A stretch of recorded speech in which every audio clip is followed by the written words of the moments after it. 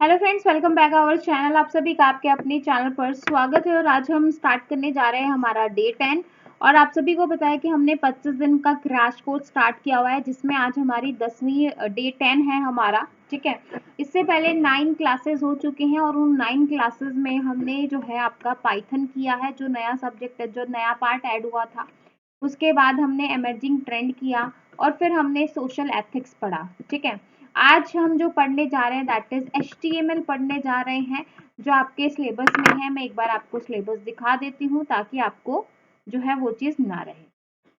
तो यहाँ पे आप देख सकते हो, ये है आपका सिलेबस और इस सिलेबस में आज हम पढ़ने जा रहे हैं आपका वेब डिजाइनिंग वाला पोर्शन, ये वाला वेब डिजाइनिंग यूजिंग HTML, जिसमें HTML की history, text editor, basic structure क्या होता है, वेब पेजेस क्रिएट करना, किस तरीके से क्रिएट करते हैं, स्ट्रक्चर क्या रहेगा, डॉक्यूमेंट वेब पेज को किस तरीके से एक्सेस करते हैं, जो empty elements, HTML element, text किस तरीके से फॉर्मेट किया जाता है, लिस्ट क्या, इंसर्टिंग इमेजेस, टेबल लिंक, ये सारी चीज़ें आज हम पढ़ने वाले हैं। ठीक है, तो ये हमारा आज डे 10 रहने वाला है। ठीक है, तो जिसको भी है कि भाई जो है आज हम ये करेंगे, इसके साथ ही जिसको भी है कि भाई आप लोगों को पेड कोर्स ज्वाइन करना है रिवीजन के लिए, जिन बच्चों को है कि भाई हमें रिवीजन करनी है और अभी हमारा सिलेबस नहीं कंप्लीट हुआ है, तो भाई कल से जो है NS क्लासेस, मैं आपको दिखा देती हूँ एक बार ऐप।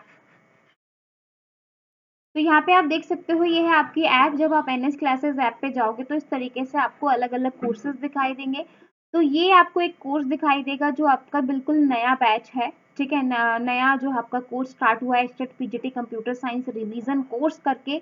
ये जो है सिर्फ 599 का है और इसमें आपकी सारी क्लासेस जो हैं वो लाइव प्लस रिकॉर्डेड, यानी कि लाइव क्लासेस भी रहेंगी और रिकॉर्डेड भी रहेंगी। तो मैं एक बार आपको दिखा देती हूँ। तो जब आप इस कोर्स के अंदर आओगे, इस तरीके से आपको इंटरफेस दिखाई देगा, overview, content, live classes, attendance, student, ये सब। तो यहाँ पे कंटेंट वाले फोल्डर में ये सारे आपके एस्टेट के PYQ हैं। ये PDF जो है ऑलरेडी अपडेटेड है। तो यहाँ पे जो है सब्जेक्ट वाइज आपको जो है PDF जो है PYQ मिल जाएंगे, जो आपका जो कल से आपका जो कोर्स स्टार्ट हो रहा है।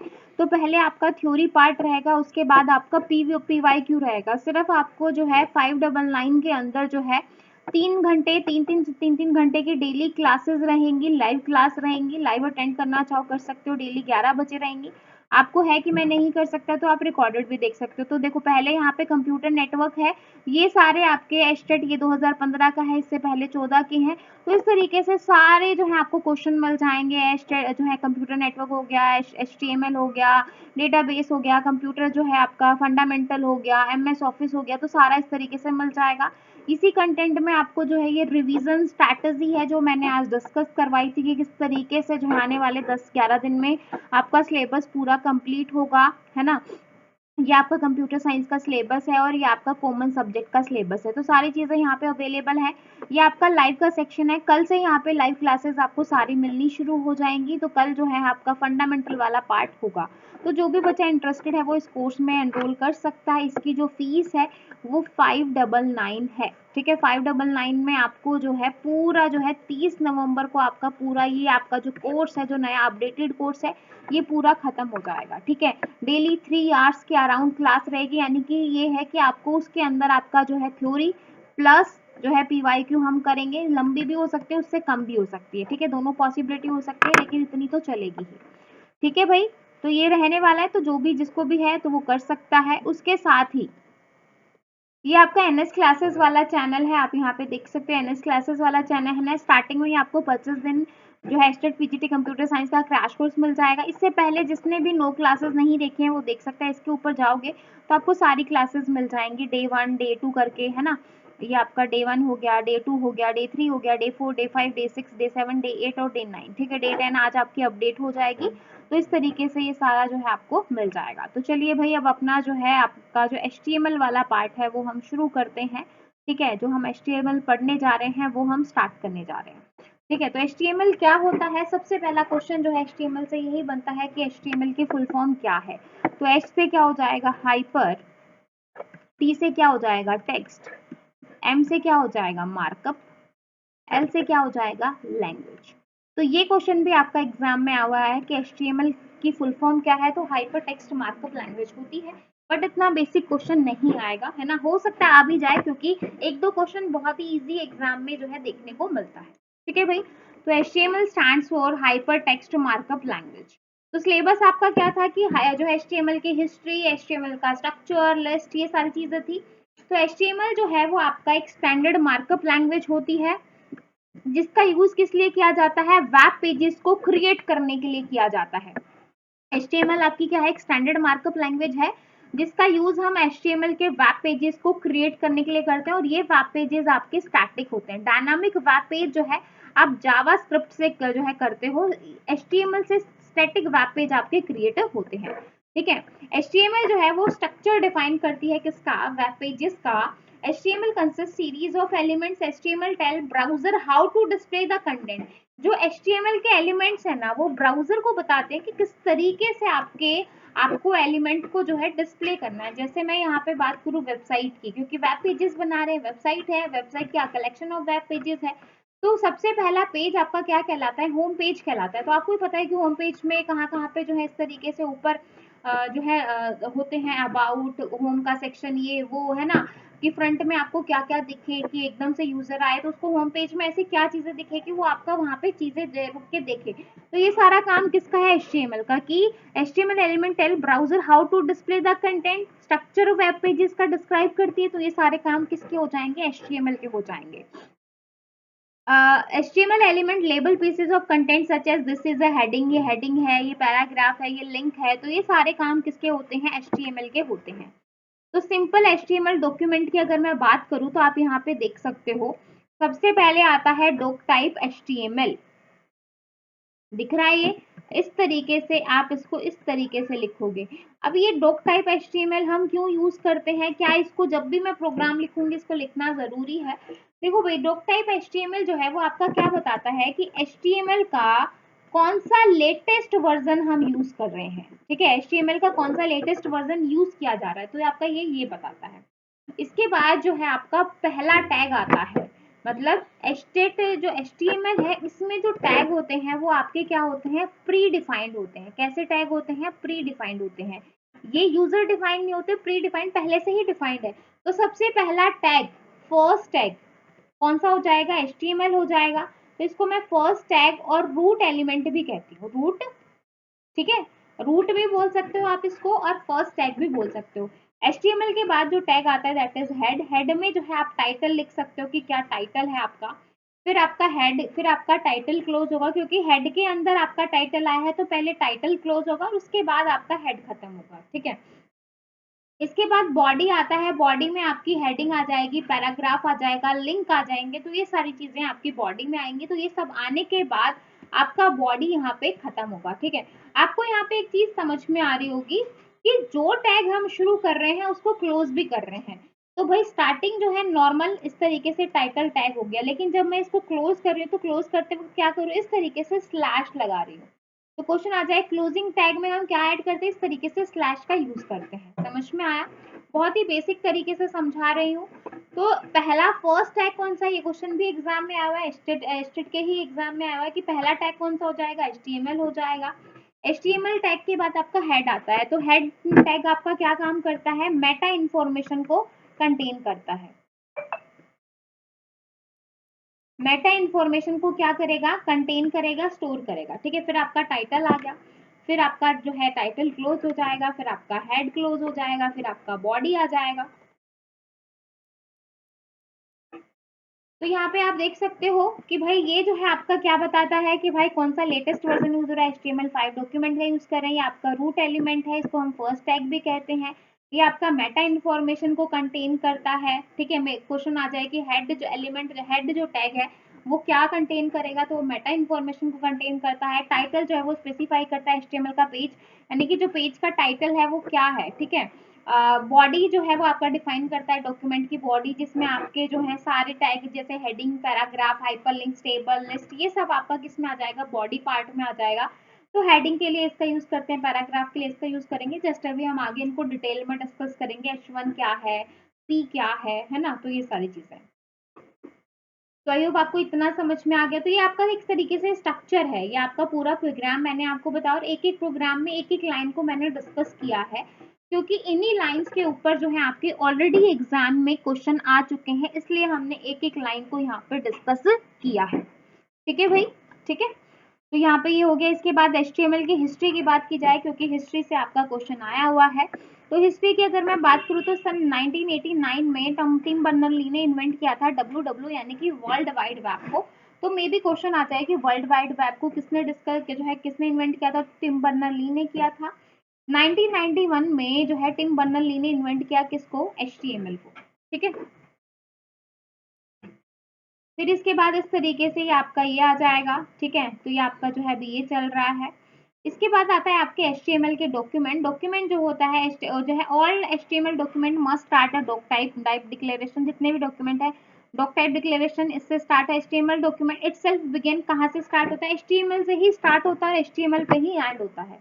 यानी कि ये फर्स्ट टैग है और इसी के अंदर आपके सारे टैग आ जाएंगे और लास्ट में जब आप HTML का प्रोग्राम खत्म होगा तो HTML को ही आप क्लोज करोगे। ठीक है, तो visible part of HTML between body and body को आप इस तरीके से जो है क्लोज कर दोगे। समझ में आया? हर एक टैग शुरू हो रहा है, हर एक टैग आपका क्लोज हो रहा है। तो अब यहाँ पे हम देखते हैं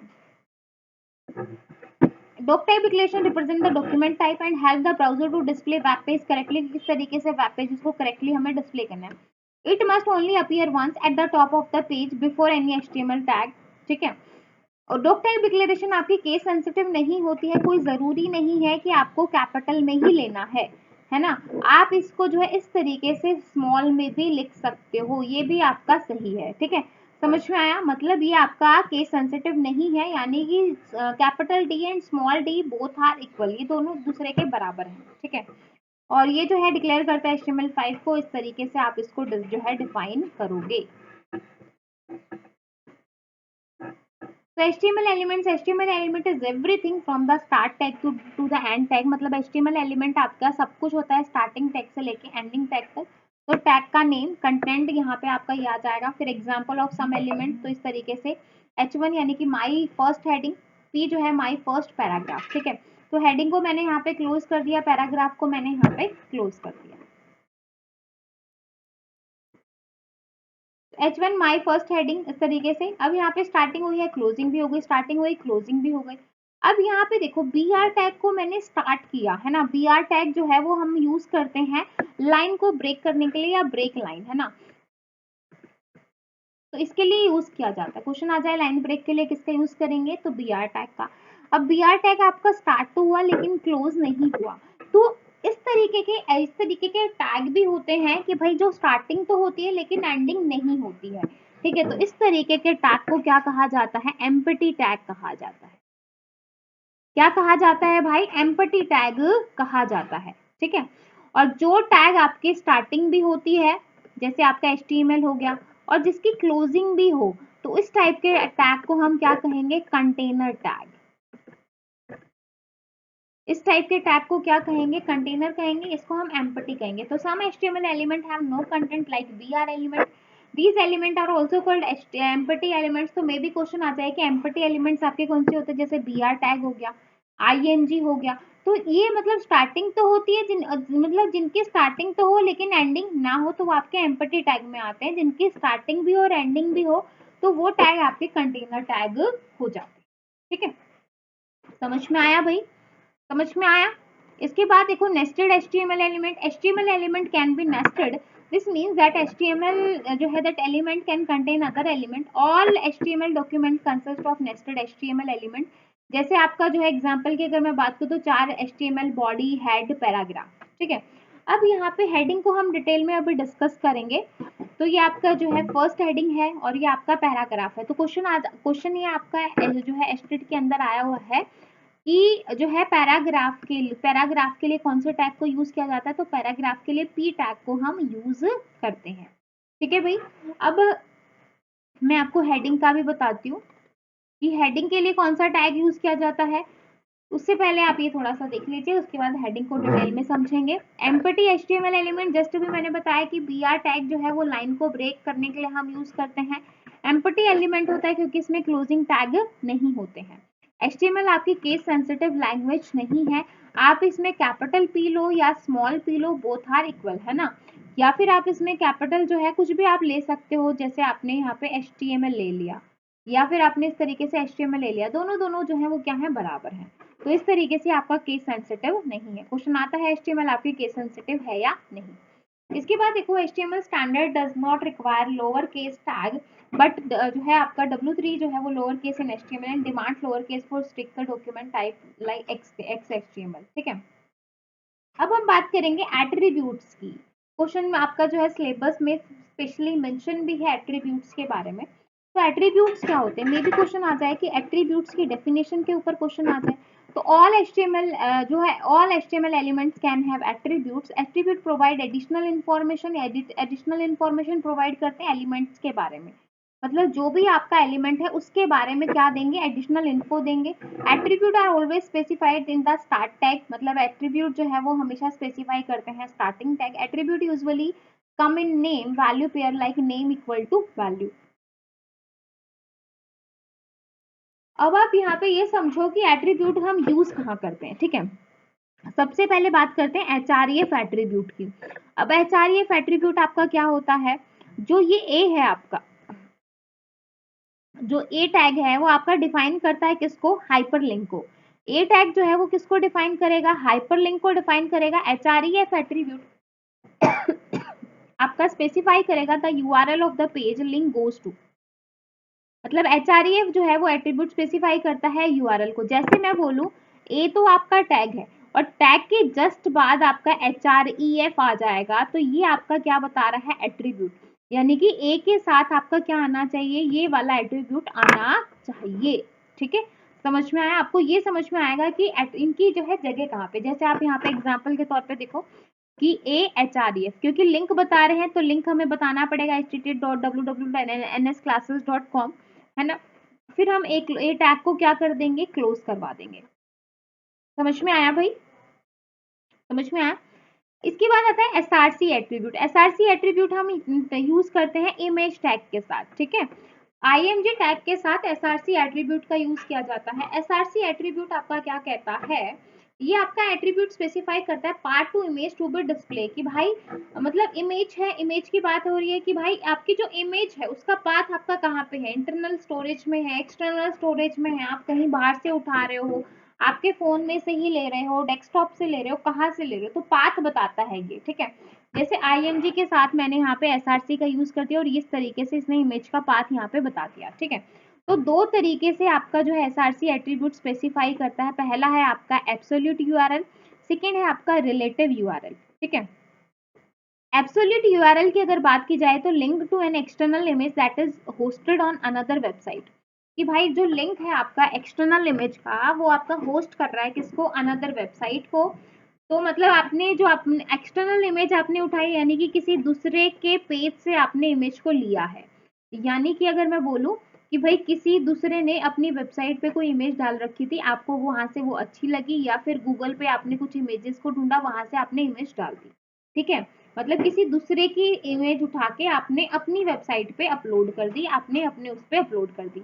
तो एक्सटर्नल इमेज जो है वो अंडर कॉपीराइट में आ जाते हैं, यानी कि अगर जो है वो किसी दूसरे की इमेज है तो वो आपको कॉपीराइट दे सकता है, डू नॉट गेट परमिशन, अगर आपने उससे परमिशन नहीं ली तो। ठीक है, तो वॉयलेशन हो सकता है कॉपीराइट लॉज का। In addition you can not control external images, it suddenly remove और चेंज, मतलब आपको कुछ भी वो आ सकता है या फिर आपकी इमेज को रिमूव किया जा सकता है। इसके बाद आता है आपका रिलेटिव URL। अब रिलेटिव URL क्या कहता है कि इसमें से आप अपने फोन से ले रहे हो, आपने अपनी इमेज को जो है वहां पे अपडेट कर दिया, या फिर आपने कोई खुद से इमेज क्रिएट की, उसको बनाया, फिर आपने अपडेट किया। अब यहाँ पे बेनिफिट क्या रहेगा कि यहाँ पे जो है कोई आपको कॉपीराइट नहीं दे सकता, क्योंकि वो आपकी खुद की इमेज है। तो link to be image that is hosted with in the website, here the URL जो है does not include the domain name. If the URL begin without a slash, it will be relative to the current page. Example src is equal to img.girl जो है /girl.jpg. If the URL begin with a slash, it will relative to domain. ठीक है भाई, इस तरीके। बाकी relative URL क्या है कि आप इंटरनली जो है आप उसको ले रहे हो। ठीक है, तो यहाँ पे एक्सटर्नली आपको दिक्कत नहीं हो। इसके बाद हम बात करेंगे हाइट विड्थ और जो है एट्रीब्यूट की। सबसे पहले हमने अभी दो एट्रीब्यूट आपके देखे। सबसे पहला था आपका HREF, सेकेंड था आपका SRC। ये हमने दो एट्रीब्यूट देखे। इसके बाद हम नेक्स्ट बात करेंगे विड्थ और हाइट के बारे में। IMG tag should also contain, मतलब IMG टैग में आपको विड्थ और हाइट भी देनी पड़ेगी कि आपकी जो इमेज है मतलब वो कितना साइज आपका हो, है ना। Which specify the width height of the image, तो विड्थ आपकी जैसे यहाँ पे मैंने दे दी, हाइट दे दी, तो ये भी आपके किस में आ जाएंगे, एट्रीब्यूट्स में आ जाएंगे। इसके बाद एक एट्रीब्यूट आता है ऑल्ट एट्रीब्यूट, और इसका भी हम यूज करते हैं IMG के साथ, ठीक है। तो ऑल्ट एट्रीब्यूट, ये क्वेश्चन भी आपका एग्जाम में आया है, और जो है एस्टेट के ही एग्जाम में आया है, बाकी अदर एग्जाम्स में भी आया है। तो alt attribute for the IMG tag specify the alternate text में भी क्वेश्चन आ जाए। ऑल्टरनेट टेक्स्ट के लिए कौन से एट्रीब्यूट का यूज किया जाता है, समटाइम SRC काम ना करे तो ऑल्टरनेट हम किसका यूज करेंगे, ऑल्ट का यूज करेंगे, ठीक है भाई। तो जो है टैग स्पेसिफाई विद एन जो है ऑल्टरनेटिव जो है alternate text for an image if the image for some reason can not be displayed, this can be due to slow connection and error in SRC attribute, और if जो है user जो है usage a screen reader. तो इस तरीके से आप देख सकते हो IMG SRC, और आपने इस तरीके से यहाँ पे ऑल्ट का यूज कर लिया कि भाई ये वाला काम नहीं करा तो ऑल्टरनेट के लिए हमने ये वाला दे दिया, ठीक है। इसके बाद आता है आपका स्टाइल एट्रीब्यूट। स्टाइल एट्रीब्यूट जो है वो आपका क्या कहता है, is use to style attribute, हम इसका कहाँ पे यूज करेंगे, पैराग्राफ के साथ यूज करेंगे। कि सपोज आपको कलर चेंज करना है, फोंट का कलर, फोंट का साइज जो है चेंज करना है, इस तरीके से, क्योंकि हम स्टाइल कर रहे हैं, मतलब चीजों को अट्रैक्ट बना रहे हैं, मतलब जो आपका फोंट आपने लिखा है उसको और अट्रैक्टिव बना रहे हो। तो style attribute use to add style to an element, element में स्टाइल को ऐड करने के लिए स्टाइल का यूज करेंगे, such as like colour, colour change करना है, फोंट आपको चेंज करना है, अट्रैक्टिव करना है, साइज है, या फिर और ज्यादा। तो पी टैग के साथ हमने स्टाइल एट्रीब्यूट का यूज किया। कलर जैसे सपोज आपने रेड दे दिया, ठीक है, तो आप पैराग्राफ कर रहे हो तो आपने उसको कुछ पार्ट को रेड कर दिया, तो थोड़ा सा जो है कैची, मतलब थोड़ा सा अट्रैक्टिव लगेगा। इसके बाद आता है LNG एट्रीब्यूट, ये सारे आपके एट्रीब्यूट हैं।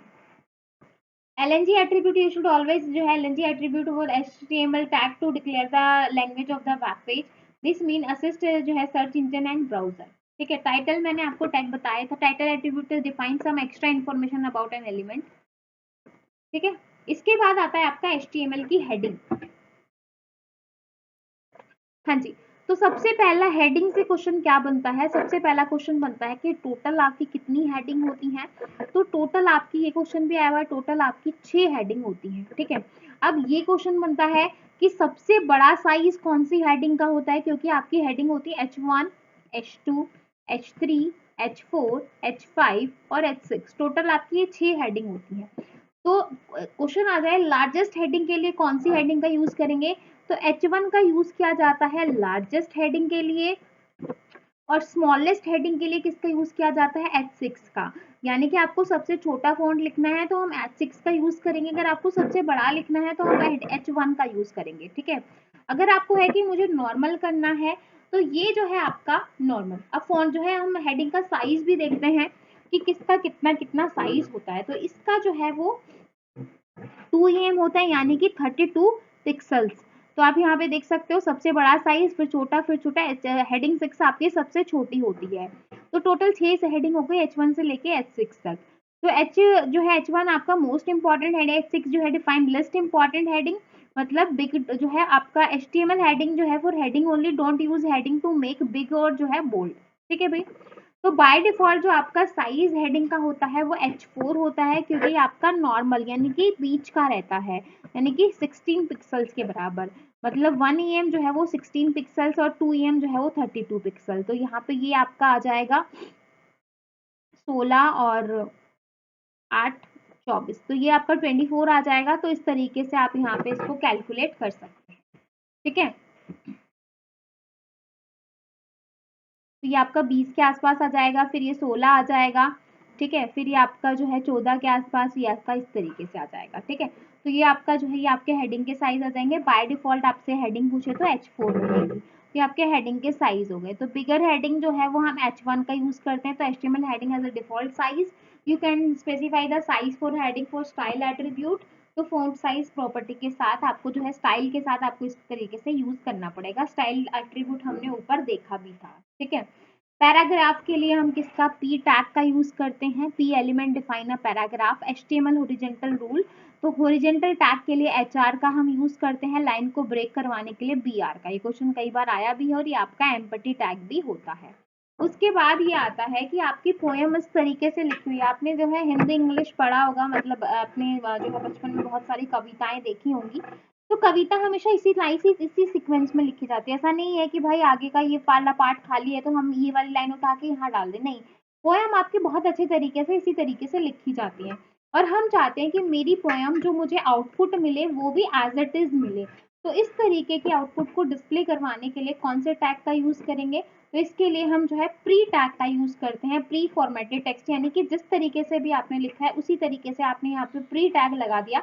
अगर यहाँ पे आप प्री टैग लगा रहे हो तो ये आपका जो है ऊपर नीचे आ जाएगा। जैसे ये वाला यहाँ पे खत्म हुआ, स्पेस है तो ये वाली लाइन यहाँ पे आ गई, फिर ये वाली यहाँ आ गई और ये वाली इसके साइड में आ गई। 2 लाइन में ही आपका पूरा खत्म हो जाएगा, ठीक है। लेकिन मैं चाहती हूँ कि मेरा इसी तरीके से मुझे आउटपुट मिले, तो उसके लिए मैं प्री टैग का यूज करूंगी, यानी कि प्री फॉर्मेटेड टेक्स्ट का। और इसमें आप इस तरीके से लगाओगे तो आपको आउटपुट भी ऐसे ही मिलेगी, ठीक है। तो ये जो प्री टैग होता है ये आपका प्रिजर्व करता है स्पेस को भी, लाइन ब्रेक को भी, हर तरीके को, ठीक है। स्टाइल मैंने आपको बताया था, HTML style attribute, styling the HTML element HTML के एलिमेंट को स्टाइल करने के लिए स्टाइल एट्रीब्यूट का यूज करते हैं, जिसमें आप बैकग्राउंड कलर को चेंज कर सकते हो, जो है टेक्स्ट कलर को चेंज कर सकते हो, फ़ॉन्ट फैमिली यानी कि फ़ॉन्ट्स को आप चेंज करवा सकते हो, फ़ॉन्ट के साइज़ को छोटा बड़ा कर सकते हो, टेक्स्ट के अलाइनमेंट कर सकते हो, आपको बीच में करना है, आपको जो है लेफ्ट में करना है, राइट में करना है, इस तरीके से। तो ये सारा का सारा जो है वो आपके HTML एलिमेंट को स्टाइल करता है, ठीक है भाई। इसके बाद आता है आपका फॉर्मेटिंग एलिमेंट्स, जैसे जो बी टैग होता है, मतलब बी जो है वो टेक्स्ट को बोल्ड करने के लिए, यानी कि डार्क करने के लिए, ताकि वो अलग से ही हाईलाइट हो जाए, ठीक है।